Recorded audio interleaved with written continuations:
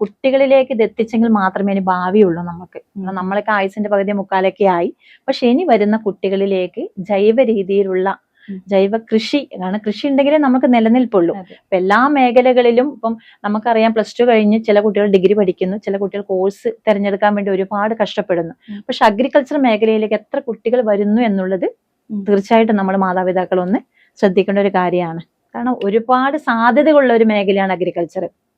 മാത്രമല്ല, അഗ്രികൾച്ചർ ഉണ്ടെങ്കിൽ മാത്രമേ നമുക്കിത് നിലനിൽപ്പുള്ളൂ. അത് നമ്മൾ മക്കളെ പറഞ്ഞ് മനസ്സിലാക്കണം. അപ്പൊ അതിനുവേണ്ടി ഞങ്ങൾ സ്കൂൾ തലത്തിൽ ചെറിയ ചെറിയ കുട്ടികൾക്കാണ് ക്ലാസ്സുകൾ കൊടുത്ത്, അതായത് എന്തിനാണ് ജൈവ കൃഷി, നമുക്കറിയാം നമുക്ക് വിഷരഹിതമായ ഭക്ഷണം കഴിക്കണമെങ്കിൽ ജൈവ കൃഷി ചെയ്തേ പറ്റൂ.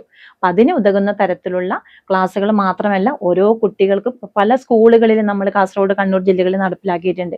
എല്ലാ കുട്ടികൾക്കും വിത്ത് കൊടുക്കും. നമ്മൾ ആ വിത്ത് മണ്ണിലേക്ക് ഇട്ട് കൊടുത്ത് അതിനെ വെള്ളം ഒഴിച്ച് അതിനെ പരിപാലിച്ച് ഒരു വിളവെടുക്കുമ്പോഴായിരിക്കും ഒരു കുട്ടിക്ക് അതിൽ നിന്ന് സന്തോഷം ഉണ്ടാവുന്നത്. അപ്പൊ അതൊരു കുഞ്ഞിന് കൊടുത്തു കഴിഞ്ഞാൽ നമുക്കറിയാം, ഇന്ന് ചെറിയൊരു ഗ്യാപ്പ് കിട്ടുമ്പോൾ മക്കളെല്ലാം മൊബൈലിലാണ് അല്ലെ.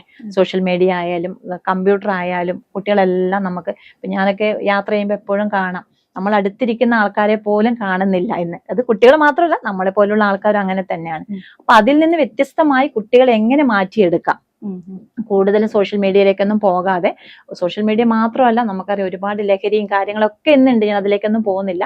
അപ്പൊ അതിൽ നിന്നൊക്കെ വ്യത്യസ്തമായി കുട്ടികൾക്ക് എന്ത് കൊടുക്കാം, അവരെങ്ങനെ പുതിയൊരു ആക്ടിവിറ്റിയിലേക്ക് കൊണ്ടുപോകാം എന്നതാണ് ഈ ഒരു സ്കൂൾ തലത്തിലേക്ക് ഞങ്ങൾ ഇതുമായി ബന്ധപ്പെട്ട് ടീച്ചേഴ്സിനെ സമീപിക്കും. അവർ ഫുൾ സപ്പോർട്ടാണ് ചെയ്യുന്നത്. ഇപ്പൊ കുട്ടികൾക്ക് തന്നെ വിത്ത് കൊടുത്തുകൊണ്ട് അവർ തന്നെ പരിപാലിക്കുന്ന രീതിയിലേക്ക് പോകുമ്പോൾ അവരുടെ മാനസിക ഉല്ലാസത്തിനും ശാരീരികമായുള്ള മാറ്റത്തിനും അത് കാരണമാകുന്നുണ്ട്.